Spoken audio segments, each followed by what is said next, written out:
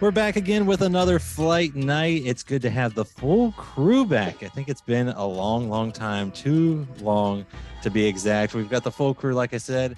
We'll go around the corner like I can see him. We got Chris, who's better known as Jeff the Rabbit on Instagram. Chris, welcome back. Hey, glad to be back. We also have Ariella, or A, better known as Influensky on Instagram. A, welcome back as well. Thank you. And last but not least, the man that got this going again because he had to ask a question. Damon, or D, better known as VA Bourbon Hunter. D, thanks for pushing me in the right direction. Hey, no problem, man. I just love sampling bourbon. Agreed. And joining us for our flight night from Limestone Branch, he's a 7th generation distiller. Is that correct? And also the master distiller out there at Limestone Branch, Stephen Beam. Stephen, thanks for joining us. Thanks for having me. It's great to be here. And yes, that is correct. 7th generation. So that is wild. And we'll get into that generation and that lineage here in a little bit, but I figure we'll get right into the drinking because we all enjoy a good taste. And we'll start off with a little Yellowstone Select. Can you tell us a little bit about that? Yeah, so I'll kind of overlap a little bit with what we're going to talk about a little bit later on. But so when we first got the brand back into the family in 2015 is when we brought Yellowstone back. I was tasked with formulating, a bourbon that we would be sold around the country. And so we took from the stocks that we had, and I blended a 4 and 7 year old bourbons. So it's not 4-2-7, it's actually 4-year-old and 7-year-old bourbon. And I chose that because the 4-year-old I think is a little bit young, a little bit aggressive, but it makes it stand up really nicely in a cocktail. And then the 7 gives you, some body, some depth, and then of course a finish that you can't get from a younger bourbon as well.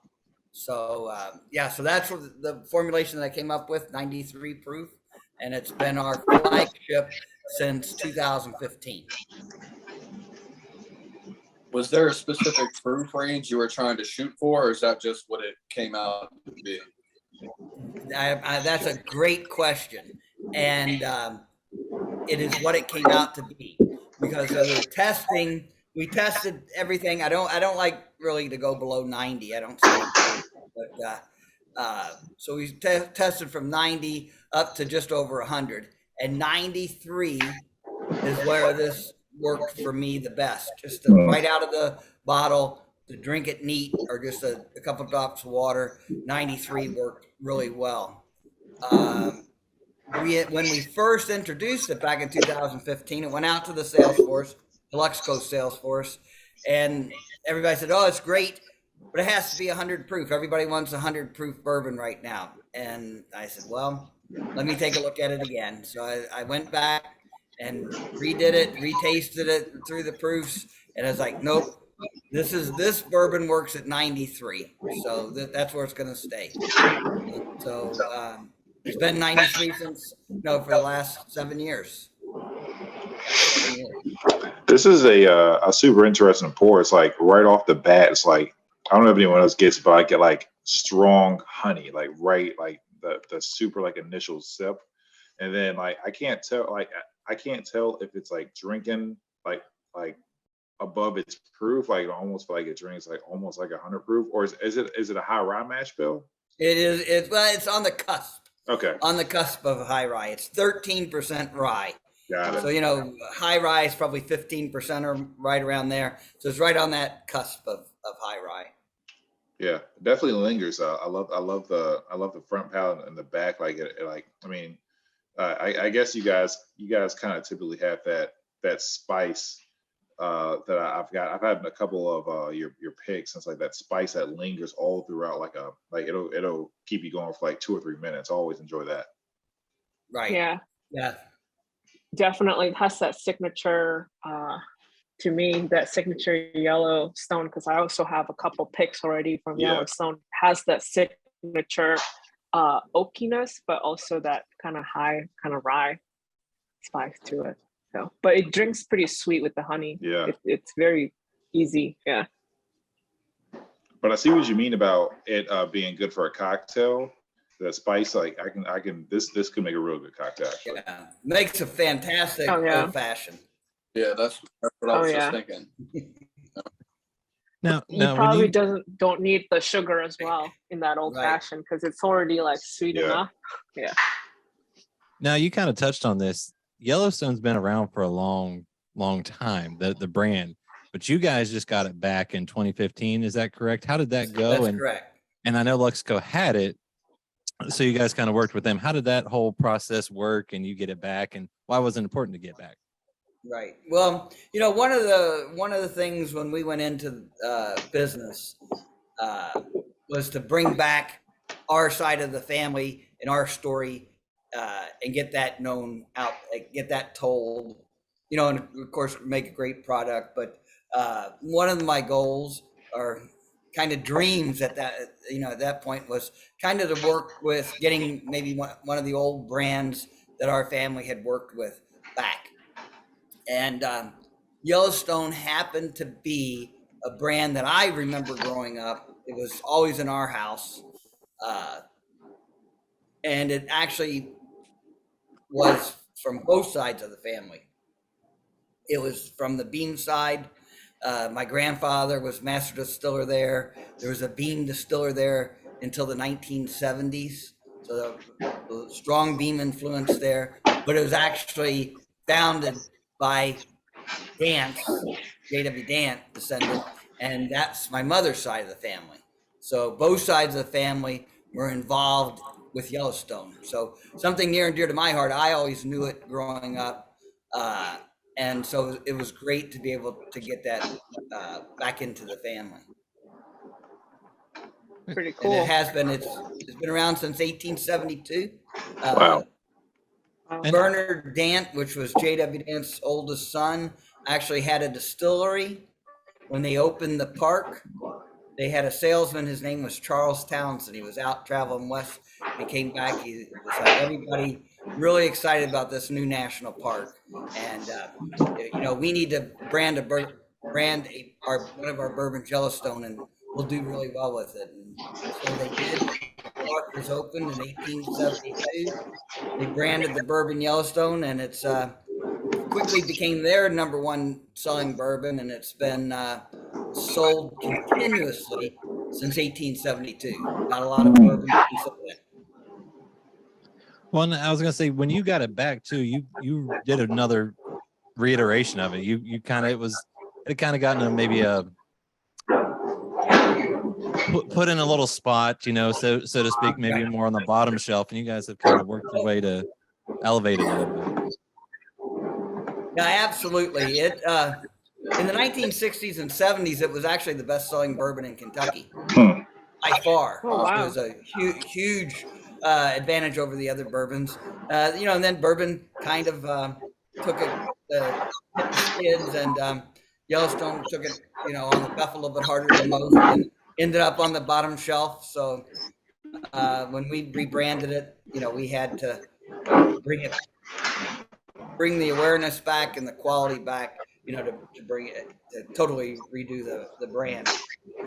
Fortunately, it had shrunk to just about 5 states at that time.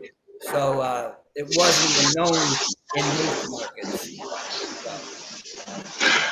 I will say, like, hearing you speak and looking at this label, I realized that I automatically assumed that you guys were in Wyoming because it was Yellowstone. I realized that I've had a couple of picks, and I've realized I never noticed that, like, distilled and bottled in Kentucky.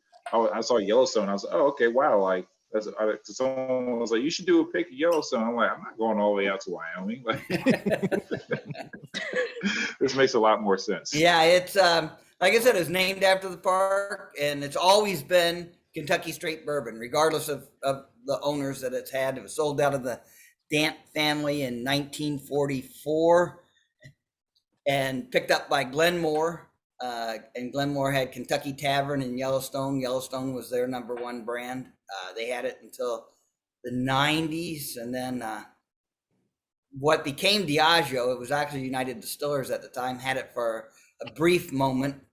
And right after they bought it, they merged with Guinness, became Diageo, and Diageo was like, we don't want to have anything to do with this bourbon stuff. Closed the distillery, sold off all the brands, and that's when Luxco picked it up. Yeah, D was a little sad though. He thought we were talking to the people from Yellowstone, the show. I had to explain to him that wasn't the case. I was hopeful all the way up until I saw your face, so I apologize. I'll see if I have a cowboy hat around here somewhere. Now, the Yellowstone Select, you've done a few things. You've done like the Landmark Edition, which is still just the main one, but a different label. Is that correct? But some proceeds go back to the parks. Is that right? Yes. So it is it's for 150th anniversary this year. That's what we did for the label. So we have 6 different scenes from throughout the park on there. Our general normal scene is just of the waterfalls, and we normally give back $1.50 per bottle, up to $50,000. And then we did this year, because of the 150th anniversary, we added it up to $1.50 a bottle. So we upped it there. That is awesome. And now you also, you have the Minor Case Rye, which when I was looking this up, I just assumed that was a fun name for something, Minor Case, cool. That was a family name, correct? Was that his legit name, like on the birth certificate? Yes, that is his legit name. He went by MC, but his name was Minor Case Bean. And if you look on the bottle, you see the MC, and you'll look in there, you'll see the B in there as well. Yeah. So, and that came off his so old cool. labels. And that was his name. The best we can think is that it was 3 surnames linked together. And I came to that realization when I was going through an old cemetery. I go through those sometimes just to see if you see family names and distillers or anybody in Lebanon where we were, and it was filled with the surname Case and Miners, and I was like, has to be Minor Case put together, either, I don't know, minister, doctor, friend, business associate. They're not, from what we can see, any relatives, any of those names in our family history. But, and I asked my dad, I was like, where'd that name come from? He said, I don't know, a strange name. And I was like, well, didn't anybody think to ask him while he was still alive where that came from? He sounds like he was born to be a criminal. Yeah, like an outlaw. Yeah. So is that where you got your the name for your dog as well? Yes. So my dog, I have a dog named Case and one named Char. Mm. Nice. Char. Yeah. Oh, nice. Oh, wow. Come on, A, keep up. Sheesh. Yeah, sorry. She's already had one drink and it's gone. Yeah. It's just not gonna, Yeah, it's gonna be happy a long night. birthday. So can you talk a little bit about the Minor Case Rye Sherry Cast finish that y'all do? Sure. So, Minor Case, that was really important to me as well, because that was one of our first products that we introduced in the market. And so we wanted to pay tribute to Minor Case, like I said, bringing our family back, because he was a very well-known distiller in his day. He was the patriarch of the family of that generation, and made sure that people, we put together family reunions and things. He was actually Jim Beam's first cousin. That's how that was. And but he died right after Prohibition ended, so he never got to get back into the business after Prohibition. So that was our tribute to him. And so this is a 2-year rye finished in sherry casks. It's actually an all-American product. It's actually cream sherry from Myers Winery in Cincinnati. And they've been making that. Nice. Yeah, they've been making that cream sherry for years and years. It was actually John F. Kennedy's favorite after dinner drink. He'd have the Myers 44 cream sherry, and it was served at White House state dinners and things. So it has a great pedigree, but it really worked well with the notes in the rye. And it's a lighter rye, 51% rye, 45% corn, and 4% malt. So it's already a sweeter, lower rye, and that sherry cask finish gives it those fruit notes that you wouldn't normally find in a rye, and then it goes very nicely with the spice of the rye as well.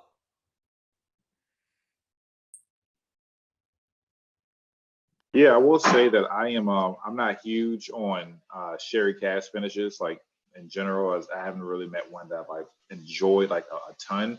But you saying it was a cream sherry, I think that makes sense because it's not the sherry isn't so potent, you know, it's real smoothed out, gives like a nice sweetness that the rye kind of cuts through. So it's pretty enjoyable. Yeah, I think it's very, it's not overly sweet, but it's got a nice sweetness to it and easy to sip on. Mm-hmm. Yeah, and I got a lot some rye, I get some bitterness from it, from I think kind of the tannic from the rye. I don't know. This one had that bitterness with the sweetness of the cast finish. I think plays pretty well. That kind of bittersweet, which I don't really usually get from a lot of rye. And doesn't have a lot of funk either, actually. From the sherry that you usually get, like you usually get like a lot of funk, but not this time. So this being a cream sherry, you know, it's they're fresh dumped, you know, right in America. We get the casks right away. They're actually ex-bourbon barrels. So they take the ex-bourbon barrel, fill it with the sherry. It actually sits outside in the yard in Cincinnati for 4 to 5 years. And then they pull it, and then we get those barrels back and put the rye in. So it's a pretty interesting process. Did you expect to go straight sherry cask, like finish right off the bat with it, or were you playing around with it? We played with a few other options, but that sherry worked really well with this. So that's what we went with. And you know, we were talking about it wasn't overpowering or real heavy with the sherry, and that's with any of the things that I use in a finished cask. I think you'll find that I try to use a very light hand with the finishes, because I don't want it to be about the finish. I want it to just, you know, extend the notes of the bourbon or the rye just a little bit, and complement, but not to just be about whatever the finish was.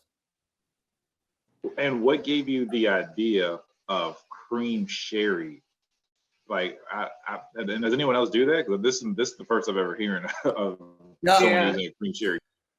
I don't believe anybody else has done. There are very few ryes that are actually finished, you know, in sherry casks. Correct. But no, I think that's the only one. And you know, when we're thinking about what we're going to finish in, you know, we get a list of we know what we have available, and then you start to play within that realm. And you know, sometimes we go searching for things, but early on, and this was in 2016, you know, so pretty early on with us, that, you know, we were just, okay, this is what's available. What's a particular rye?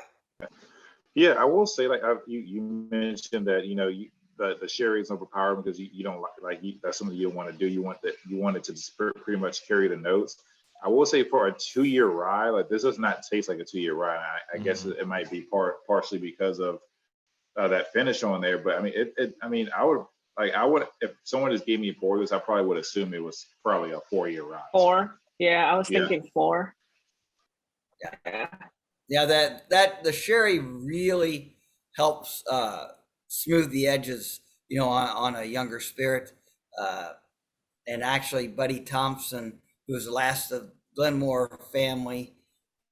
I had the honor of meeting him a few years back, and he that was one of the things he said. He said, Sherry will really help with the younger spirit. He was talking about specifically bourbon at that time, but it works as well with the rye. Now, with Minor Case, I read a story where you all found his yeast jug and then kind of pulled from it. Like, one, how does one just randomly find a yeast jug?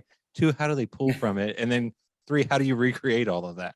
Yeah, that's yeah. So we're kind of lucky because in Kentucky our name is kind of synonymous with bourbon. So the his yeast jug was actually sitting in the Oscar Getz Museum of Bourbon and Whiskey. So they actually had a little display about our family and the beans and Minor Case in particular, and they had his yeast jug there. It was actually my grandfather's as well, and my uncle was a volunteer at the museum, and he donated several different items, including the yeast jug, to the museum to put on display. So it had been sitting there since the 80s, after it stopped sitting on his bar in his basement. Wow. And so sitting in the museum, and I had thought, I knew it was there, and I had thought, they've sprouted seeds from the pyramids in Egypt. I just wonder if there's anything in that yeast jug that we could use. And fortunately, nobody had washed it out with bleach or anything. So we had it scraped. Originally, we scraped it and we sent it to a lab, a yeast lab out in California, and they really weren't able to get much out of it. They couldn't get a culture, and so I had kind of given up on that. And then I got to talking to Pat Heist. I don't know if you know Dr. Heist, Dr. Yeast, over at Wilderness Trail and Firm Solutions. But anyway, he's like, said, you need to let me try. You need to let us try. He said, I think we can do it. And I was like, well, took me a little bit, and I was like, okay, we'll let you try it. So took it over there, and they were able to, through some pretty high-tech stuff, pull the DNA out of some of the yeast cells that they had seen, and it matched up as a distiller's yeast. So we were able to take that then and use that as a format for the yeast that we use today. So, Oh wow. That's history. Yeah, that's a great It's like we're story. drinking history. That's Great. awesome. That's Yeah. a great story. Yeah. So, and that's why when we were open, we want to pay tribute to the family and our past, but at the same time, I'm not trying to recreate what was, because I don't think that's possible for one thing. But we just want to, we use an heirloom white corn that was popular around the turn of the last century. We use the yeast. We use traditional methods. We don't, pressure cook. We, open air cook the grain. So we do, use traditional methods, traditional grains, use our traditional yeast. And then, in our microclimate of our distillery and our stills, that's what we use to make what we do today. And what's it like keeping that family legacy going and, kind of throwing it back to, kind of an older style and keeping those traditions going? Oh, it's been a lot of fun. It's been great. I've enjoyed learning. One thing that's great about Kentucky and the distillers here they are a wealth of knowledge and willing to share their knowledge, with the exception of just, some very specific things maybe, but they will talk, and share their information with you, and techniques. And if you have problems or whatever, you can always draw on other distillers in the area, and they can certainly help you. And so that's been a real asset. And then, you And I know, don't know if that answered your question or not. a little bit. And, you know, but I guess we can then kind of that leads me into a little bit of our last pour. And, you know, talking about keeping tradition, this is called Family Recipe. And is this it from an actual family recipe, true family recipe that you found, created, did, and all and so forth? Yeah, so that is our recipe, is our mash bill, which is 75 13 12 mash bill, rye, rye. And that is actually 6 years old, but it's a blend of pretty much everything that we put in the barrel up until 6 years ago. So we blended it all together, and there wasn't a lot of leeway. So, and it is so 6, and then there's some older years as well, and definitely has a signature of our early years there at the distillery. I'll be honest, I've had this before the show, or just because of a few things. This is one of the more unique things I've ever tasted, and I've had others taste it, and they've been confused by it as well. The nose, yeah, smells butter. I smell butter. Yeah. It opens up really nicely after about 10 or 15 minutes as well. Okay. Yeah.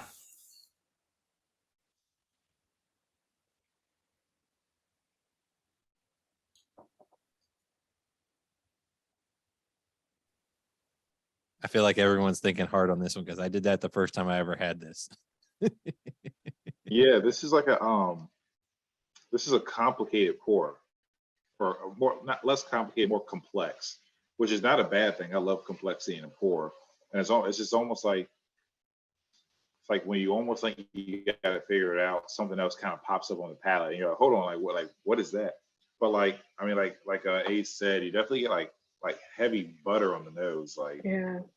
The nose is really interesting. I haven't even sipped it.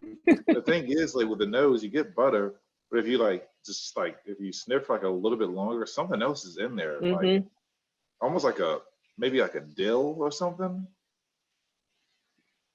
I actually do get a little of the dill, but it's deep in there, like it's It's a lot of the grassy rye. Yes, the grass is there. Yep, I smell green. Rye. Yes, it's like an interesting because you get butter and then you get this like fresh kind of green grass, right? Which is interesting because butter is like usually fat and rich, and then you get this fresh perspective. Hey, so take your sip to be more confused. Okay. like when I did a review, like just a highlight on this a while back, I ended up having to take multiple sips because I could not figure out what I wanted to say about it. And I've given it to other friends that have stopped by, and they've been confused, and they're kind of hit or miss. They either love it or they really don't like it. Because I guess just because of how unique it is, and depending on what they've had, I think that also throws off what they think about it. You know what? And when we did this, I told the brand manager and things. I said, this is going to be a polarizing pour. It's people are going to love it or hate it, and that's just the way it is. I mean, it's we do the Yellowstone Select is kind of that middle of the road, great pour, whatever, and this one is definitely a signature, a mark on that. To me, this almost doesn't even taste like a bourbon. Like I get more rye than that, and it's like there's so much. Sorry, go ahead. No, I apologize. Go ahead. No, I was just like thinking like there's so much like going on. That signature kind of spice that we were talking about earlier, that's still there. So that kind of cuts through everything. The sweet is like it's less sweet than I would expect it to be, and more almost like I keep going back to like a mesquite if that makes sense. Like it's like something like Mhm. kind of smoky about it. Hey, I saw the head tilt a lot there. Is this finished on like this is just like filled in an American Oh yeah, yes, first yeah. fill? Wow. Wow. Yeah, I'm still like just trying to figure it out. Chris, what's your thoughts up there? You're quiet. You're thinking. I'm taking it all in. I definitely thought it was going to be a little bit sweeter though. I like the sweetness up front, but you know, that rye spice just kind of, it's the one thing that I can put my finger on and it just kind of stays through the whole way. Pretty quick finish though. I thought it was going to hang around a little bit longer than it did, but yeah. Honestly, this pour is so complex to me that this could I probably also need more. What is that? I said I definitely need more. Like this pour right here is not going to determine. Yeah, I was thinking this might be even better in a cocktail. It's the proofed up a little bit and it's so complex. There's so many different like layers to it. Yeah. Like you add a little bit of smoke to it too. Yeah. I get a lot of like tobacco in the palate, honestly. That's probably what I said. Mosquito Yeah. smoky is probably that tobacco. Yeah, tobacco kind of. I feel like I'm chewing. Yeah, I can see that. Yeah, definitely. Yeah, this is one of those pours where it's like you said, people are either going to love it or hate it. To me, it's like it's a pour that's not it wouldn't be an everyday pour for me, but it'd be something where it's like, you know, I have a couple of like open bottles where like someone comes over, I'm like, hey, you haven't had anything like this. You got to try this. Like, you know, it's because it's good. Like, you know, at the end of the day, like I like being able to pick through pours. And this is what gives you an opportunity to do that, where it's like, and then like I could see it, like you ask 5 different people and they all give you 5 different tasting notes. Yeah. Pretty much that's what's happened with my friends. They've all been confused and they're like, wait, what'd you do that for? And I'm like, I like it. Like for some reason it's my taste buds right. But for them, they're like, I don't know. I had one just continue to yell at me. So hey, controversy is not always bad. Yeah, like I said, if you let it open up for about 10 or 15 minutes, it changes as well. So. Well, then that means we need to ask more questions while we let this open. I know. So what was it like launching Limestone Branch and getting into the business? Well, because I was totally oblivious, it was pretty easy, not easy, but it was, you know, I had no idea what I was getting into, honestly, at the point. I knew what I wanted to do, but there weren't a lot of models at that time, you know, and 2008, when I started looking into getting into this, you know, there weren't a lot of craft distilleries. So there wasn't a lot of models to go by, and equipment was hard to find on that scale. Everything was geared toward the big distilleries. Very little was geared in the U.S. anyway to smaller distilleries. So, you know, I had to learn about distillation, which I read every single book I could find on distillation, and went to seminars, had different friends who had stills that may or may not have been legal, and but at the scale, you know, at a smaller scale, you know, because it was you get the you get the people from the bigger distilleries, and they were like, well, you push this button or you do this, that, but it's not the same as, you know, when you're doing 150 gallon still. Yeah, it's completely different, you know. So I have one of the best help I had.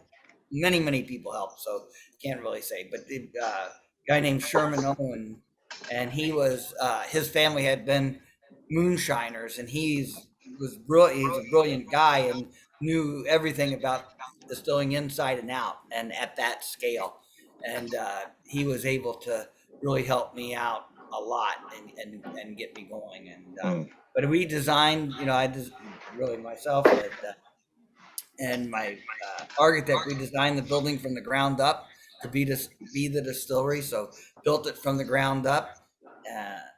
Broke ground mid-May, and by November we were open, waiting on our permits. So it was Wow. kind of a whirlwind. Yeah. Yeah. Wow. Holy hell.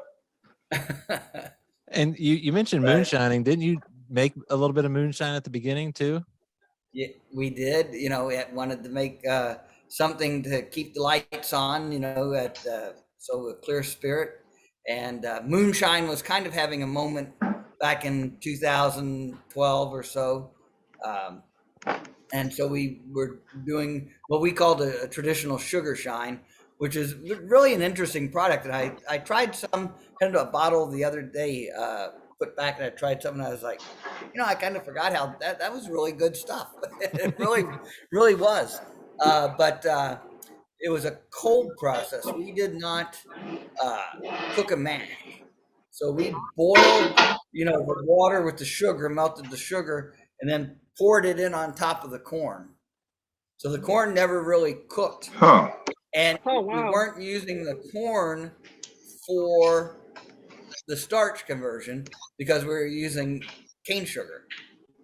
Oh, wow. So It's like, all the alcohol was being made from the cane sugar, and the corn was there, gave nutrients to the yeast.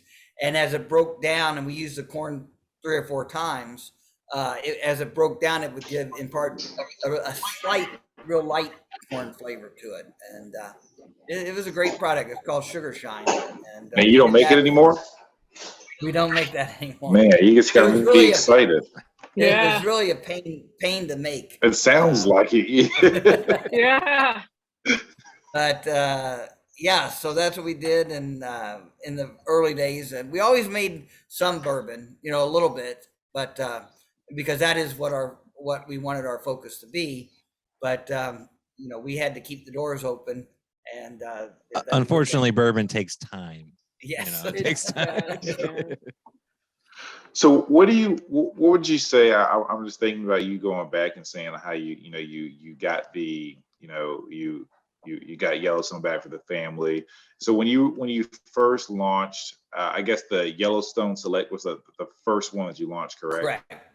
Okay, so what was the, I guess, like the feedback? Like, was it like kind of immediate where people were like, holy hell, this is good, or was it kind of like a slow roll? It was definitely a slow roll. It wasn't. We didn't have as many people following bourbon quite back then as Yeah. we do now. So it was a little bit slower to get things out. One of the things that hurt kind of in the beginning too is the liquor stores all put it behind the shelves, behind the bar. It's like behind the counter. It's like, Yeah. this isn't a behind the counter bourbon. This is, put it out there. Yeah, it's a show fee. Right. So we did a limited edition. Now that, that's a more limited, sought after, but this one, is just a workhorse bourbon, which is, I love Select. I think it. A workhorse bourbon. I like that I term. like Yeah, that. I like that term too. Yeah. Workhorse Yeah. bourbon. Yes, it's great for behind the bar because you can, make a cocktail, serve it neat on the rocks, just easy.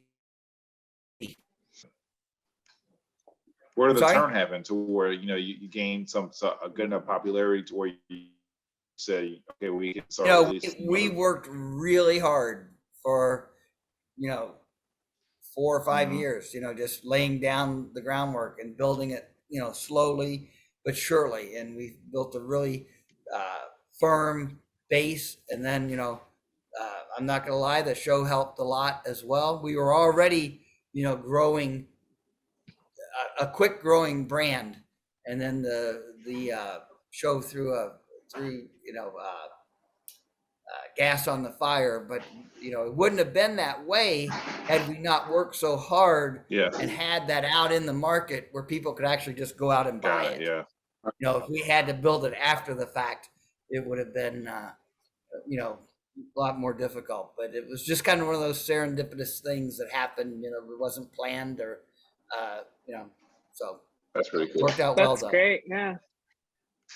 Yeah, I mean, things happen for a reason, and I mean, I guess in some instances it was probably good that you were able to build it back up instead of a quick rise, because I mean, heaven forbid it goes wrong, then you're in trouble. Right. So to build it up over time, you Yeah. kind of can hone in on things, and then when the moment happened, you guys were ready. Right. Yeah. But no, we did, you know, like I said, build it up over time and watch, you know, make sure the quality's right and all the limited editions. You know, I've worked really hard on those, and now they've grown a great following as well.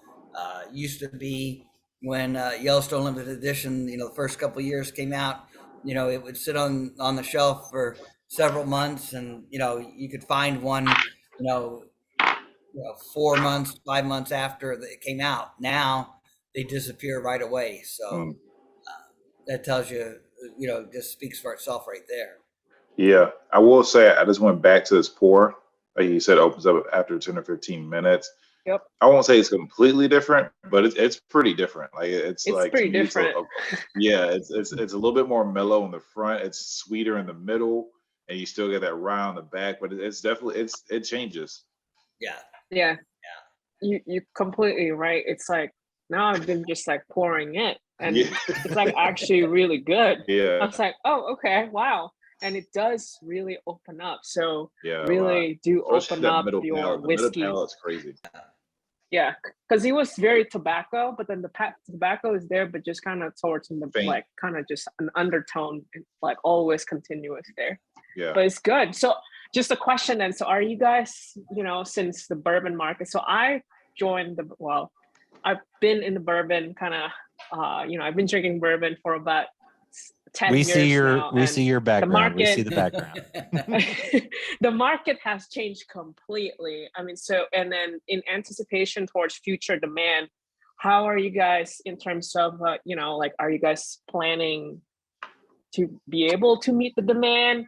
Because I've heard so many distilleries that are saying we can't meet the demand. The demand is like, you know, we have supply problem, just getting, you know, grains or even just oak at this point, or even labor. So how are you guys kind of dealing with that whole thing You know, right now? that helps with us, I think, with, you know, the partnership with Luxco and IMGPI, you know, where the supply chains, we've not had issues with our supply chain. And we have a great crew, dedicated crews down in Lebanon. So allows me to be out doing things like this. But yeah, so that we haven't really had an issue with. That said, you know, we went from making, you know, a barrel. Gosh, back when in 2015, we were probably making a barrel a week. And then when Luxco, then when Luxco came into the scene, we were making a barrel a day in the beginning, and then we went up to 2 barrels a day, increased our production, and then we did another expansion about a year and a half ago, where we're up to, we have the capacity to do about 10 barrels a day. We're doing about 7 barrels a day. Wow. So, and you know, and that's a great place for us to be, and we probably won't ever, at that rate, won't meet, you know, the demand, and that's okay. So are you still considered a craft distillery? You know, craft distilleries are, you know, that term is so ambiguous. What's the definition, right? Like, yeah, yeah. But I like to say, you know, we're more of a boutique distillery, you know, and we obviously with Yellowstone Select, that's a blend of sourced from Luxco stocks and ours, and so with those numbers, there's no way we would be craft. If you take what we are actually distilling and selling, you know, then we kind of fall into that craft So I think we're kind of a hybrid, and but everything is well crafted and intentional and hands-on. And I like I said, I think more of a boutique distillery more so than maybe craft. Okay. I like that because you do have that partnership with Luxco, and for those that don't know, they also do Lux Row. They now kind of have MGP. They, as things have changed in the market. So I love that. I did have to ask, what's it like working with your brother? I feel like that could be interesting. Oh, my brother and I get along really well, so it's we've not had any issues working together. Actually, Paul is a people person and loves to talk and go out and talk. So when we were early on, he would go out in the field with the distributors and talk, and I'd stay and work. So that doesn't sound fun. That sounds like there's no family feuds coming in the future. I love a good family feud split. So that worked out well, but he did what he did great, and that's a lot of work too. It's not easy, people. But what he did was a lot of work out in the field, because I do that now as well. It's a lot of work, but I enjoyed the hands-on, the distilling part, which was also a lot of work. But when you're doing what you're enjoying, it's really it takes the work out of it. Yeah.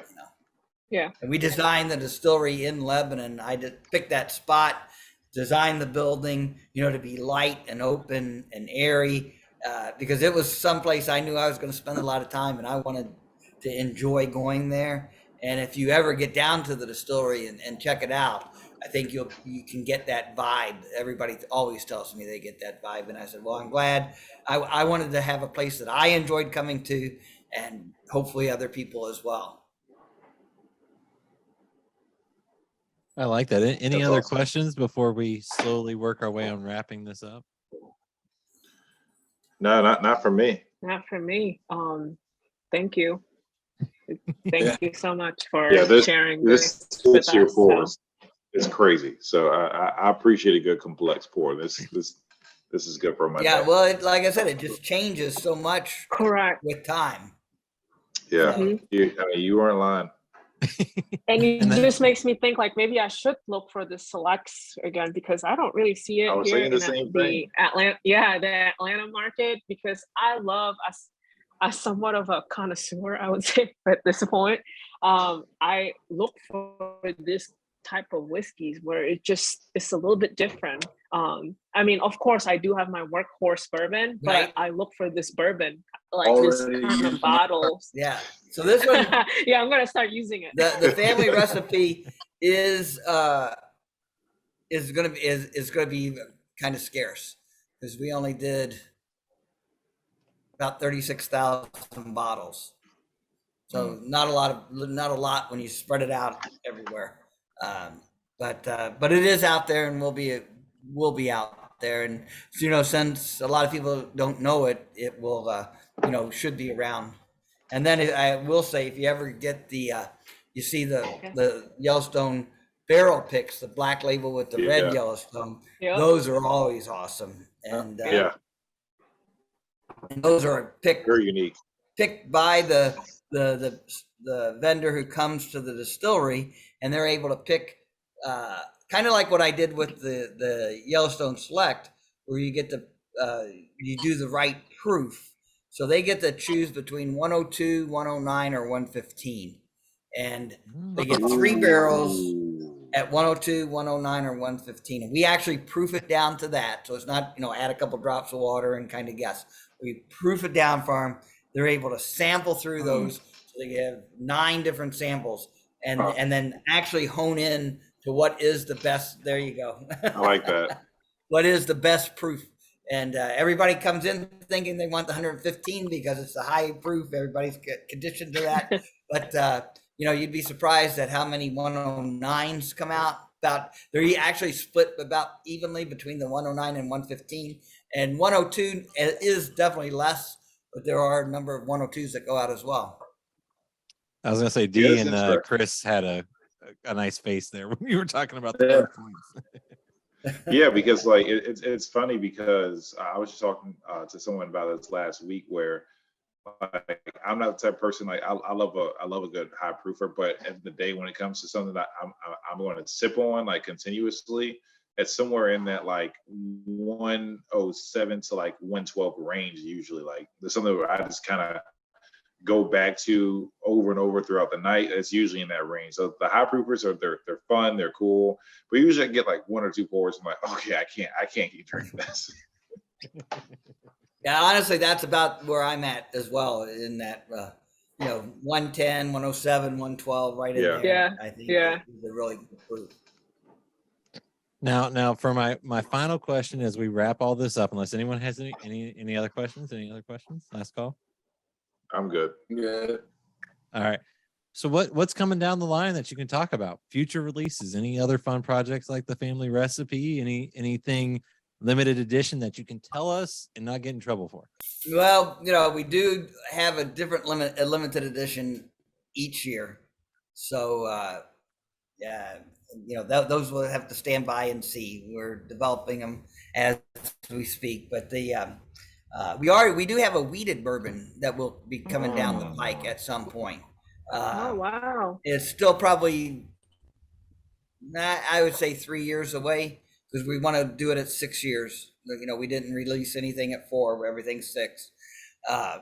And it came from another family recipe. It came out of Mike Dance's daily notepad that he had, and he had a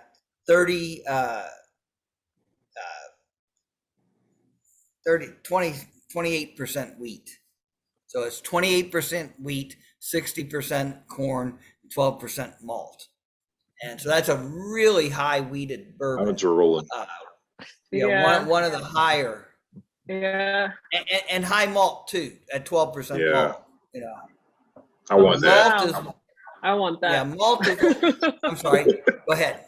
No, I we just want both said that. we want that. That's it. I was just saying the malt is an expensive component to bourbon. And if you look at older bourbons, they always had, you had to have at least about 10% malt in order to get a conversion, the right starch conversion in the corn. So older mash bills are going to be 10% malt or a little bit more. The malt is also the most expensive component of the mash bill. So when the modern day came the availability of enzymes, the enzymes that were produced, instead of using malt to make the conversion, people dropped that malt back. So that's why you're getting 5% malts now, because you would not get a complete conversion at 5% unless you were using not synthetic, but produced enzymes. Interesting. I did not know that at all. I did not know that. Yeah. Wow. So anything less than 10% is a new 10% malt is a newer mash bill. So are you saying that with this wheated bourbon, you are not using enzymes, you're using a high malt percentage? We still use some enzyme just to actually to ensure it, just kind of insurance, make sure there's an investment. There's right, an investment. Yeah. Right. But we still do use the 12% okay. malt, so you still get that malty flavor. Interesting. Yeah, that sounds delicious, actually. Oh, wow. Yeah, I did not know that. And when did that all started with the whole enzymes? When you're saying like old mash bill, like I'm not sure when commercial enzymes were available, but I would say probably 40s or 50s, maybe 50s. I know my grandfather was a traditionalist. He didn't like any of that stuff, and I think he worked at just about every distillery in Kentucky after Prohibition because my dad said he made bourbon one way, his way, and if anybody didn't like it, he just quit, went someplace else.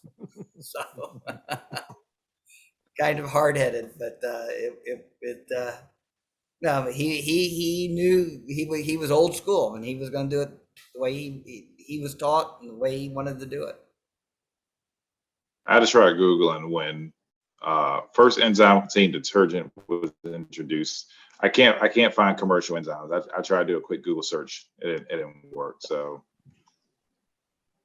sorry. But we learned something. Oh, We learned 1974. 1974. Oh. Okay, later than I thought. Yeah. Okay. Discovered in the 1960s, but it went commercial in 1974. Yeah. So it's probably late 70s, before it started getting adopted, I would say. Yeah. Interesting. Wow. Interesting. You Okay. told us a Wow. lot. Wow. But Yeah. people talk about older whiskeys Yes. and how they differ than the Yes. that is definitely one of the components. Yes. Oh, Yeah, like yes. it's like they have such a crazy different flavor profile. Like it's just like those like bourbons from even the 90s, the 80s. Like it just tastes so different. Even with like lower proofs, like you can get a 86 proof and it just tastes so much more complex, so much more flavorful than like an 86 proof today. Definitely. and see that's what we do here. We learn, we enjoy, and Stephen, I appreciate this, the panel, the flight night. I'm so glad we all are back together. This has been a lot of fun, and I thank you all, and cheers, everyone. Yeah. Cheers. Yep. Cheers. Cheers. Thank you Thank for you. having me. I appreciate it. And I'd just like to invite everybody, to come out to the distillery, visit us at Limestone Branch, limestonebranch.com, and come down to Lebanon and visit our distillery. You got a deal.